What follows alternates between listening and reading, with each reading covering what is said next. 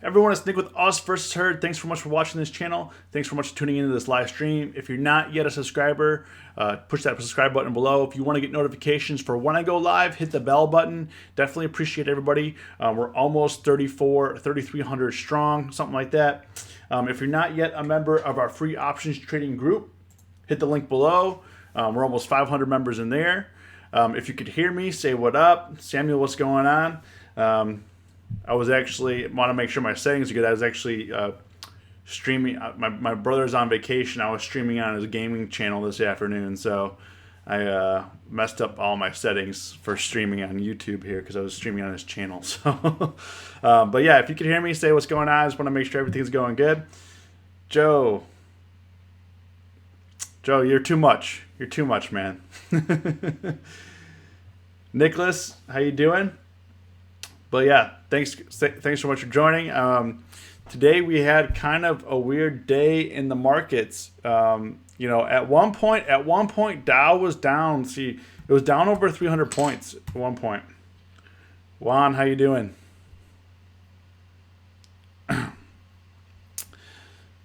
Smart traders. If you're joining us right now, say what up. At one point today, Dow was down 350. And then came ripping back up. I mean, playing with everybody's emotions today. This was crazy. Nasdaq and Netflix gave back a lot of its gains. Hi Keith, how you doing? But yeah, we made some. I'm not going to say we made mistakes, but we left profits on the table yesterday because I honestly thought that the uptrend was going to continue just because we got beat down so bad. And, we did come back like S&Ps. Derek, thanks. The S&Ps, I mean, they ripped down.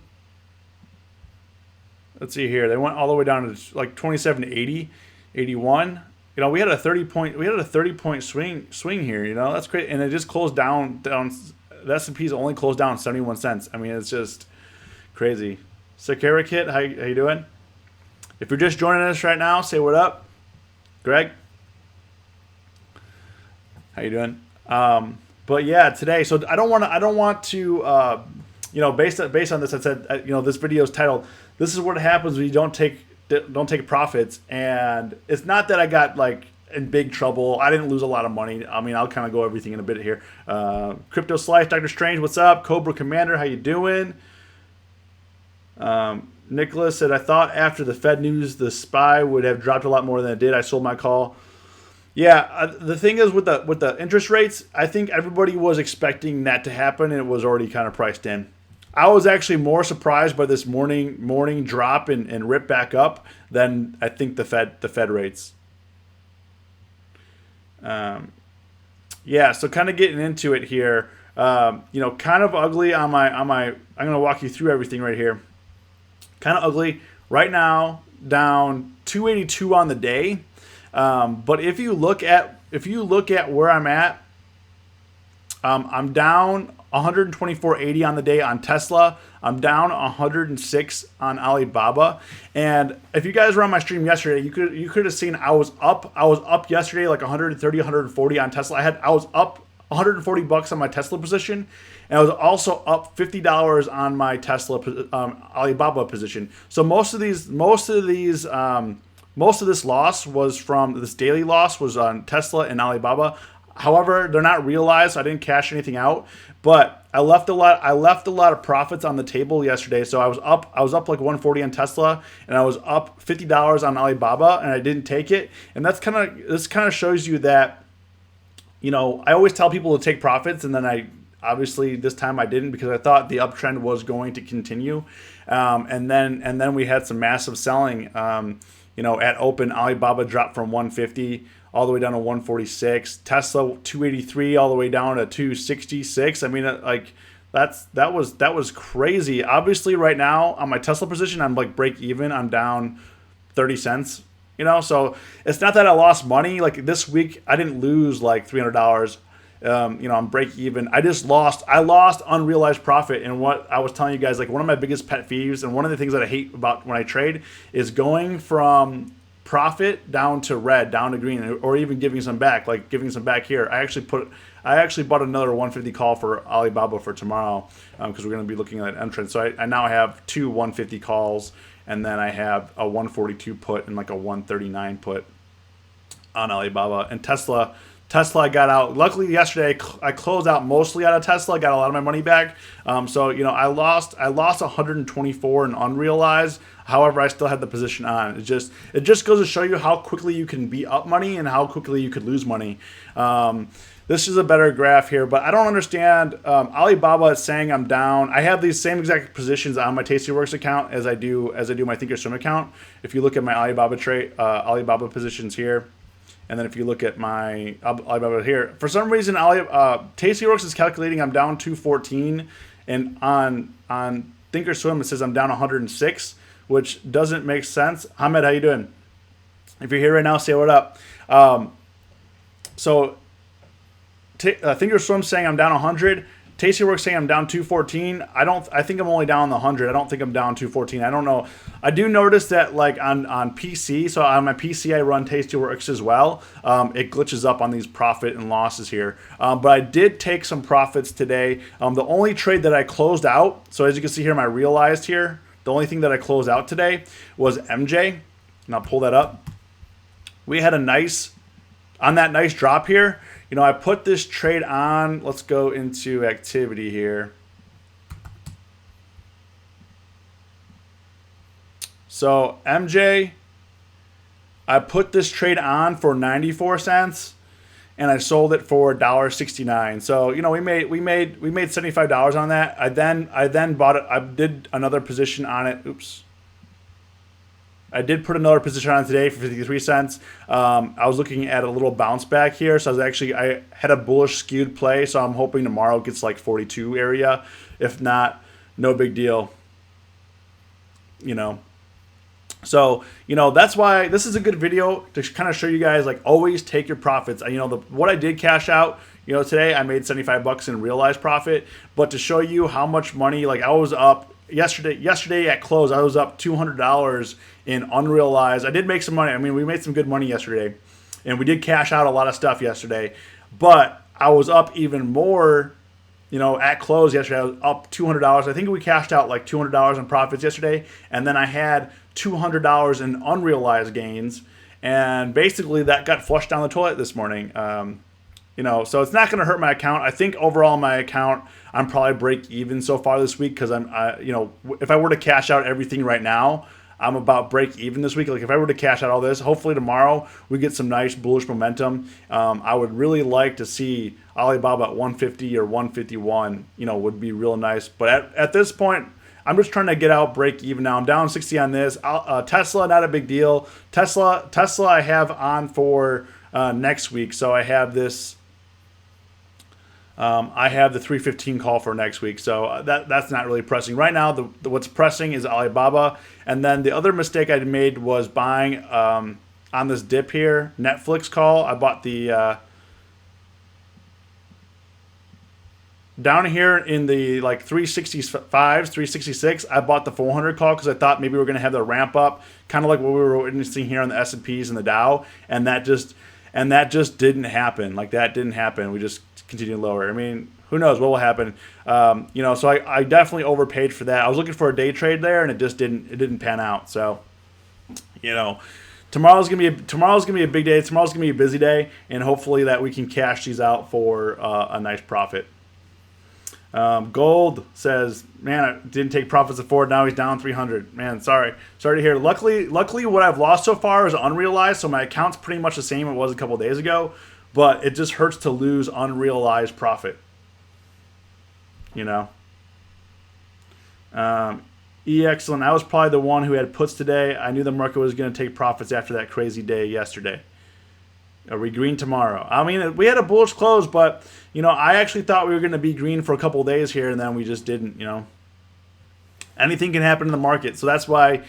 I think yesterday greed got the best of me. And I probably shouldn't have allowed that to happen.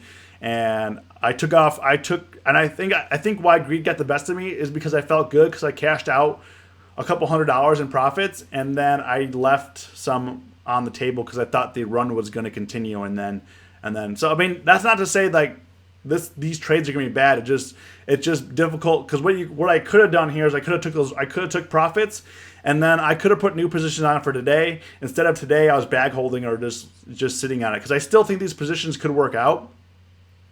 That's why I didn't like sell anything. I did put some new positions on just to kind of, if things go against me, if things get a little dicey here, I wanted to have something on. But the smarter thing would be to do was take my profits, clear the decks, and then put new positions on. The one thing that you always got to remind yourself is there's always going to be another trade. There's always going to be another trade. So you just keep pounding that. Like, I was like, oh, I'm up only $50 on. I was only up $50 on Alibaba yesterday. Well, it's better than being negative 60. So, I was up, I already took $200 in profits in Tesla yesterday. I'll just leave the 150 or the 140. And now I'm only up $3 on this trade. So, but this is a good reminder. Every now and then you need a good reminder. The market will come after you, man. It always comes for you. All the gurus make mistakes and live and learn. Yeah, I mean, I think I wouldn't consider my guru, but if you're not learning about your trades, if you're not learning what you're doing, if you're not learning from your mistakes, like today or yesterday, I made some mistakes that I paid for today, and I thought that I was doing very good yesterday, and yesterday was yesterday. And today is today. So, when you're trading, you always have to plan for the future. You have to plan for what's going to happen next. It doesn't matter what's happening right now. If you're making money right now, take your money, put a new position on, you can make more money. And that's not what I did. But so if you got, use this as an example. Don't let me be you. Derek dumped Ford, saw it taking a ride, didn't like, wish I did that with Twitter. I'm still holding Twitter, guys. I'm still holding Twitter here. How's Twitter doing? Baron, I did talk about MJ.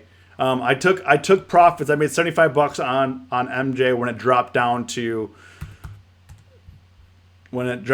to like 38 area, and then I put a new position on Baron. I bought the 42 call and the 36 put to see if we can get some kind of play. So. But I'm not really. The thing is, I just lost unrealized gains. It's just like a big pet peeve. My account wasn't damaged in any way. Things are fine. I just hate to give my unrealized profits back to the market because I had full control. You have full control over your portfolio, and I let greed get the best of me. Greg gave back all profit I made selling Cron shares. To show you guys I'll show you guys. Hold on. I gotta log into Robinhood. Oh man.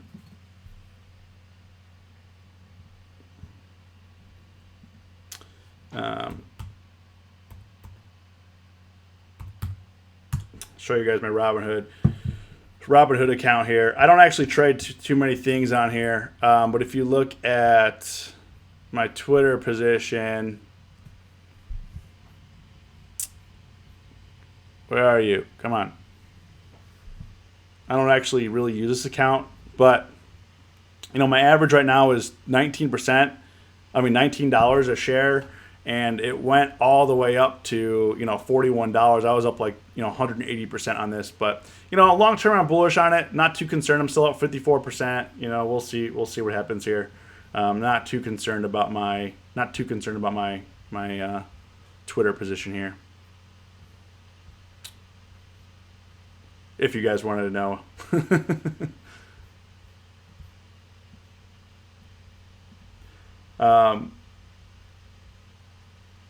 Marine, how you doing? Joe, sold my puts.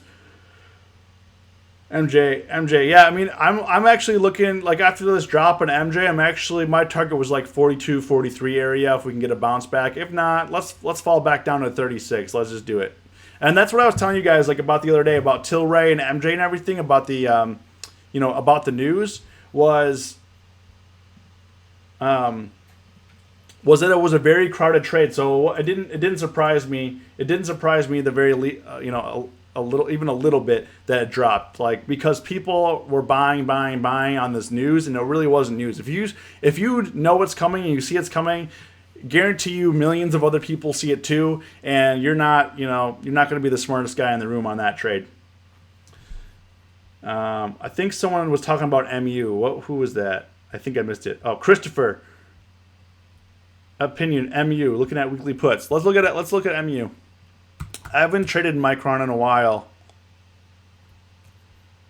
Yeah, the one thing that I would be careful of right here. Let's actually look at the 1 year here. What I would be careful about buying puts for this right here is that this looks like it could be an area of consolidation, and we could have a it could bounce to like 46. I'd be looking. I probably wouldn't trade it down here just because like the ceiling's kind of low here. What I would be looking at is if it could break this 46 area, I would put a position on if it could break that. Like that would probably be my bet if I were going to do it. If you want to ride it up to 46, I mean, go ahead. I mean, there's a little bit of room here, but honestly, like down here, I wouldn't personally think it'd be a great short. Right now the yearly low is 37.52, and that hit that back in February when the market was selling off, and really, it's really down here in this area of support. It's bounced a couple times before this. If we look back down here, back in January, it bounced back up to 46. I'd be looking probably more of like a 46 play. And you know what? I didn't put a trade on NVIDIA today. I was going to look at NVIDIA. Anybody here trade NVIDIA today? Because I really liked where their chart was at yesterday, and I didn't trade it. Yeah, this is looking good. I'm actually looking at this tomorrow for putting a position on for next week. Not looking like we're getting some bullish momentum here, this area of support. So would be nice. I mean, it did close down 1%, but it's looking pretty good to me. AMRN. Let's see here. Who's talking about AMRN? Marine, a couple people were. Yeah, I don't know about these guys. I typically don't trade these kind of breakouts unless there is some liquid options here. Look like we do have some liquidity here, so that's good. AMRN. I don't actually know anything about what these guys do. But in terms of their chart, I mean, the chart's looking pretty bullish here. But we'll see if it breaks above this 21 area.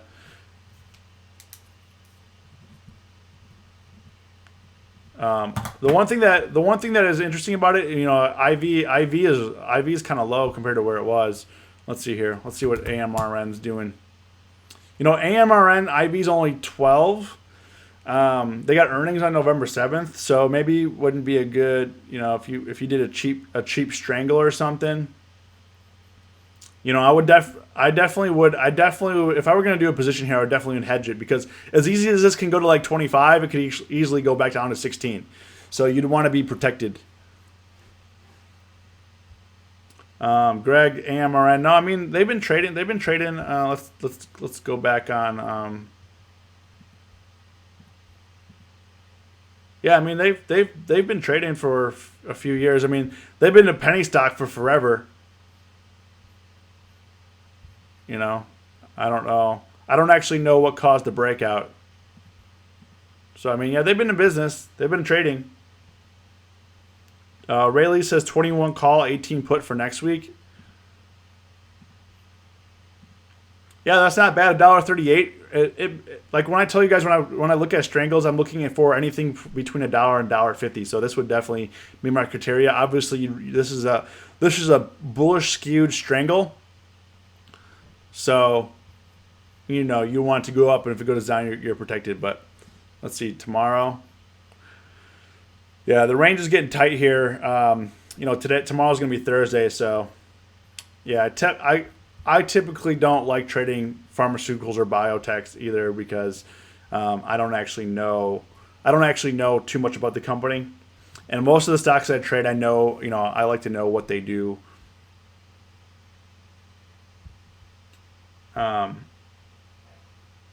But yeah. So yeah, that's pretty much what I did today. And then I bought, I probably shouldn't have bought that Netflix 400 call either. So hopefully tomorrow we can get up to like 380. Hopefully we get some bullish momentum here. I was actually really surprised to see the Dow. The Dow was down 350 or 300. It was over 300 and then bounced back to green. It was then up 50 points, and now it's down. Now it's down 50 points. But I mean, that's just incredible. I mean, this is a good time to be. This is a good time to be a trader. If you're trading right now, this is a great time to trade. 2017 was a horrible time to be an options trader, just because there was no volatility. And now that we have volatility, I mean, people are definitely going to be making money. They're going to be making stacks. However, you can easily lose stacks as well. Joe says he's not touching AMRN.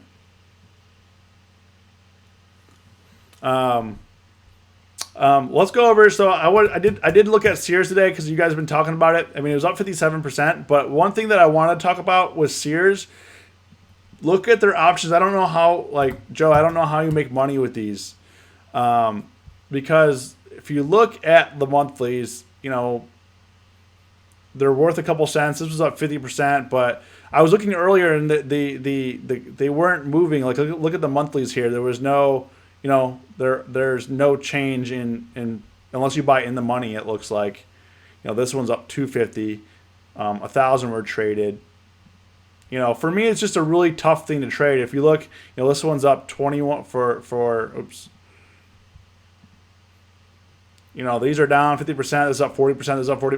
This is, I don't see how to trade this.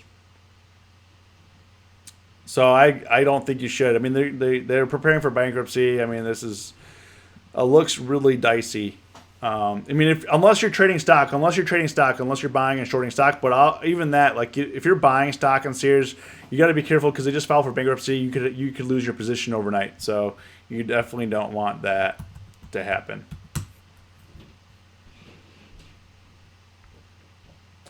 Market is really good for people who makes more money with day trading rather than swing trading like the most of us. Yeah, I mean, I've been doing pretty good swing trading. When's the best time to buy options? 1 week or 1 day before expiration? So if you're buying options, you don't want to do like 1 day before expiration. Or because if you got to hold overnight, let's say tomorrow was Friday and I bought SPY. Or actually, what's today? Today's Wednesday. So Wednesday, SPY did expire today. So if you look at, I'll just give you an example here. If you look at SPY, so SPY, despite the volatility, and let's say you just held it to close, today. I mean, most of these positions were losing positions. I mean, you're looking at 90% losses here, 80% losses, and it's just really easy for Theta and IV to really eat your option, especially when it doesn't move like this. So just got to be mindful of that. For me, I try to exit all my positions on Wednesdays and Thursdays. Right now, I'm kind of bag holding Alibaba, mainly because I was down in the position and I probably should have took my profits yesterday and then kicked it out for a later expiration, and that was my mistake. The other thing that I wanted to show you guys was Netflix premium today. For those people trading before earnings, look at this premium. You didn't make money today because the expected move I showed you. If you go to my video yesterday, the expected move for Netflix was $33 and it only moved $18 here. And look how much IV came in. IV came in on Netflix. I did tell you guys it was going to be around 50 to 60. We're at 50 IV rank right now on Netflix. And look, all these, if you're an option seller, you cleaned house. You did your job. And all these options, look, are down a bunch. Even in the money, down 20%, down 9% in the money, down 3%. These only, if you bought deep in the money, the risk was great, and you only made 30%, 16%. So you didn't make a lot of money here. If you bought deep in the money calls, puts didn't make any money. So this is a good example of what IV Crush does to buyers. And hey Jeff, what's up? Ashton, how you doing? GE. So this is a good example like why you don't go big on earnings, because if it doesn't move the way you want it to move, your premium gets crushed. Now, if you're an option seller, you cleaned house today, but also before, when I do earnings plays, I prefer to sell premium, and this is one of the reasons why. Let's look at GE. I think they had some news out or something. Oop, let's change the chart back to 1 year here. All right, so we got the chart back to 1 year. Yeah, I mean, if it doesn't break below 12 here, I mean, you could be seeing 13 and 14s again. Just my opinion, of course, but it's a tough trade. GE is a tough trade. IV, when do they have earnings? The one thing that I like about Tastyworks is you can just go right here and it shows you on the trade grid when earnings is. So earnings are October 26th or 25th. I'm sorry. IV's at 91.1. So IV's at 91, so it's pretty high. So you'd want to put on something for next week. I don't know. You could do something like this, 40 cents. If it's going to move, IV is pretty high. If you think it's going to go to like 14. So let's see. Last earnings, it went from 13 down to just 12.90. I'm not seeing a whole lot of potential here. Went from the earnings before that went from 14 to 15. So I mean, yeah, you could if you want to do like one sided, they're cheap enough to say just buy some calls on it. Do 3 of these, 2 of these, something like that. I mean, for me, I wouldn't risk more than $50 on this trade just because of where it's at. Hamed, I sold my Netflix call when it was 370. IV was 72, 90% profit, but it wasn't really great. Hey man, at least you made money. You got to be careful because that IV crush came in once Netflix settled down. Like once Netflix just was pinging back between 360 and 370, it wasn't doing anything. I mean, it did fall below, but now we're back to where it was here. So pretty much, we had some volatility in the morning. It dropped, and then pretty much closed at where it was at like 9:15 in the morning. So nothing great. Where does better, call or put options? Gold. I think it depends. Obviously, if you buy a call, you want it to go up. If you buy a put, you want it to go down. So, really depends on your goals for the trade. GE was an easy short last week. I'm the only one who saw it. Said it was 12.50. Guess I should bring it back up. So Joe, did you make money on that or what's up? What do you think about Square? November 16th, 75 call. Square. Honestly, I'm bullish on Square. I like this right here. You want the 75 call, so you're gonna buy an in the money call. It's a 78 right now. IV's come down. Square is IV rank 66. November 7th expiration. The one thing, like the expected moves, let's see, for next week's $5. Premium's rich. So you're looking to buy the $75 call, so you're looking to risk $4.75. I mean, I think it's pretty risky, honestly. This could easily, if it doesn't get above 80, we're coming back down to 70. This run, this has been a great stock. I mean, it's up in the last 2 years. In the last 2 years, Square is up from $10.88 to $78, and it went all the way to 100. So, I'm bullish on Square. I'll show you guys here. Give you some context.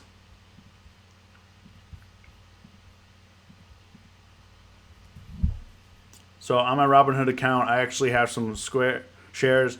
My average right now is $33 a share.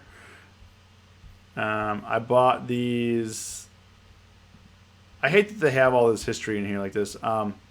So for Square, I bought 10 shares on September 2017. Then I bought 10 more on December 7th. And then I did some contracts. So I got 20 shares currently, 33 average.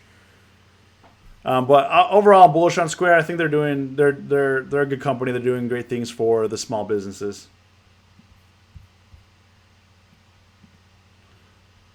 Let's see here. Joe loves a Square short. May see $50 by next Friday. I don't know about that. I don't think we're going to $50 by Friday. Next Friday. I don't see that. But I mean, if you feel it, trade it. You know. It's kind of like what they say is, hey, if you loved it, if you like as an option buyer, hey, if you loved it at 100, you'll love it at 70, 78. If you liked it at 100, you'll love it at 78, and the same for shorts. Hey, if you loved it at 65, you'll love it at 78. So why don't you short here? Short. Marine got Square shares back around 16, sold at 84. Nice. Yeah, I mean the shares that I have, I'm holding for whatever reason. I don't actively trade my Robinhood account. Jeff, if you feel it, trade it. There are a lot of videos support and resistance, but not for buying options. I'm still trying to learn how far I should go depending on expiration. Hamed, you got to find your own sweet spot. For me, for buying options, my sweet spot is 5 to 10 days. If it looks like a period of consolidation, I've done really well 60 to 90 days out. But obviously, those are more of a longer term option strategy. If you want to hold for years and stuff like that, I don't trade options. I normally just buy stock. But for selling options, I like to do like for selling options. I like to do 10 to 14 days out for selling options, 20 days. Sometimes when I go too far away, my win rate goes down because the stock moves way beyond the expected move a lot of times for my liking. Unless you're selling options when IV is high, then you can wait for it to bleed out. But I typically don't do those kinds of trades. Joe says, I see Tessie at 250 by Friday. All right, we'll see, Joe. We'll see. Short it, Joe. You can short it now if you'd like. If you think it's going to 250, short it now. Just one of those things, But yeah, I'm not trying to get too aggressive with you guys. Just trying to make light of the situation. So tomorrow, kind of what I'm looking at is trying to get out of this Alibaba trade and out of Tesla is what I'm looking to do. Tilray, I don't think Tilray is going to, I'm down $50 on it. I should have took that off today. I don't think there was really much left in the trade. What did I put on Tilray for? Tilray cost me 82 cents, so not a big deal. I'm down 50 on it. My trade on MJ more than made up for that, and if I can make some money on MJ tomorrow, we'll even this out. Today we just didn't really do anything. Didn't do anything, so that's why premium got destroyed. It was down $10, but for a stock like this, you need some sort of action like this, or like a straight up action as well like this. So this Tilray may be just a lost cause, and after this trade, I'll probably never trade again. I'm open to trading MJ because I made some money on there. But JC, how you doing? I'm not looking to put more money into this kind of thing. The win rate doesn't seem there for me. So Joe says, I'm short Square, don't want to deal with Tesla. I had her tied up feeding her nothing but carrots. Girl is absolutely How long have you been Joe, I sold my I sold my Tesla stock November 2017 at $3.15 a share. I was holding from 150. So if you look at here, I can show you. I'll show you some stock here. Go to Tesla.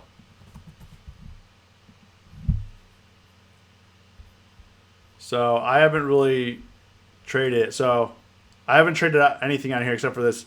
So February 2016, I bought some shares for $150, and then I sold them in November 2017 So about a year and a half later for like 314. So I'm out in terms of Tesla. I still think I'm bullish on the company, but it's got to hit its quotas. It's got to make money. If it makes money, maybe I'll buy it again. But right now, it's kind of high, really high priced. Peter says, "How are you going to check when to go out?" I don't understand the question. Might be a delayed bump from Tesla guy buying shares. I'm too cheap to trade Tesla. Elon's going to buy $20 million worth of Tesla shares. Good for him. Ray Lee bought a strangle on AMD. $30 call, 24 put. Let's see what AMD looks like. Earnings October 24th. Yeah. So you bought October 26th, so next week. And we're looking at the 24 put. Man, these are high prices. So Rayleigh, what's your goal for this trade? Are you looking to take this off before earnings then? Because IV is going to get destroyed on this. And then you bought the 30 call. Yeah, I mean, you got to be careful about this trade going into earnings. If you're holding through earnings, like if you're profitable on this, if it were me, I'd definitely take it off before earnings. Oliver, Vic futures are back in Contango decay. Yep, I agree. Hopefully we have an update tomorrow because I really need it after I made some bad decisions. Yeah. Okay. Yeah. Rayleigh, definitely take it off before that would probably be the smartest decision. But I do like this $1.70 risk. AMD, I actually haven't traded in a little while. But yeah, it definitely does look bullish. And plus, a lot of people are going to probably crowd this trade before earnings to get in because they're thinking they're going to think that they're going to win the lotto. It's going to go up to like $50 because last earnings it went from 16 up to 18, which is pretty big. And then that kind of was the catalyst that set it off up into here. Once it broke above here, it pretty much just set it off. So people, what they do is they always, like, if you think about the herd mentality, they always think about the repeat. I made money in here, let me do it again. I did this, let me do it again, and they do it again. They do it again. Eventually, they get caught up and they lose their money. Is the thing. So. You have to take each trade one at a time. You can't think that the same strategy is going to work for the same stock every time because the market changes. When the market changes, you have to adapt your strategy. You have to change your strategy. You can't just say, "Hey, this worked for me last time. Let's do it again." That's not the way it works. Like the way that I trade now is totally different than how I traded in 2017. Derek, yeah, I don't know, Derek, if my internet got dropped or something. Am I back to normal?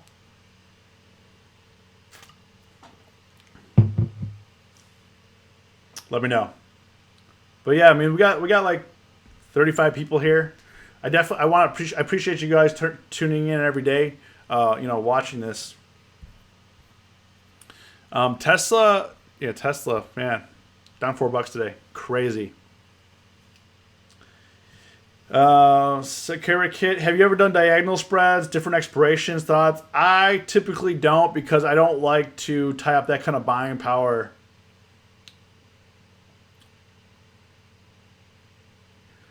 Okay, thanks. AMD is going to see 25.75 by next week, if not Friday. That's already been preordained for the market itself. Yeah, I mean, I'm actually gonna probably be tomorrow. I'm looking at trades on Nvidia. I'm looking at trades on AMD. I'm looking to get out of Alibaba. I'm looking to get out of MJ. I'm looking to get out of Tesla, even though my expiration's for next week. But if we have a nice day, I'm not going to leave. You know what? Probably what's going to happen to me. This is what's going to happen. I'll tell you right now what's going to happen to me. So today we closed down. Looks pretty bullish still. So that kind of helps. But anyways, I'll probably take the trade off. I'll probably be up like 100% on the position, and then it'll skyrocket to 320. I could have made like $5,000. I guarantee it. Watch this happen. So on our Friday family chat, you'll see this will come true. It's going to be, this could go to 300, 310, 320 by Friday. And I made 100% profits, which is not complaining, but I'm just letting you know. Just letting you know. So, anyways, we're coming up on 40 minutes left on the stream. I definitely appreciate everyone that watches this channel. Thank you so much. Every day you guys tune in. I can't stress enough how much that means to me. If this video was of value to you, hit that like button. It really helps my videos out a lot. This channel is growing, this community is growing. I really appreciate everyone that engages with me, and I like the two-sided combo. I will be making some more videos. A lot of people have been saying, hey, because we've been doing so many live streams, you haven't been doing many how-to videos. I definitely will have more how-to videos. I'm working on a lot of stuff right now. So I'm trying to get everything. I'm also trying to go live on Instagram. I'm trying to get some things popping, but the daily live streams I think are great, but they take a lot out of me. The introverted self here is the 40-minute streams is a lot, but I definitely appreciate you guys. Sakura Kit, thanks. Ray Lee, see you later. You guys have a great day. If you're tuning into this later, thanks for watching. You guys all have a great day.